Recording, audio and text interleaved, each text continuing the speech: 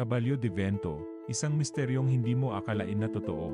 Karaniwan na nating naririnig ang alamat ng sanggol na ipinanganak na may kakambal na ahas. Pero isang kwento ang lumitaw, mas kakaiba, mas mahiwaga. Ayon sa kapatid ng isang babae, ang kanyang kapatid ay nanganak, ngunit ang kakambal ng sanggol ay hindi tao, hindi rin ahas, ito ay isang kabayo na may pakpak. Tinawag nila itong Caballo de Vento, ang kabayo ng hangin. Maliit ang nilalang, mistulang kabayong laruan, pero may malinaw na anyo, may buntot at mga pakpak. Isinilang kasabay ng sanggol, pero sa kasamaang palad. Parehong binawian ng buhay.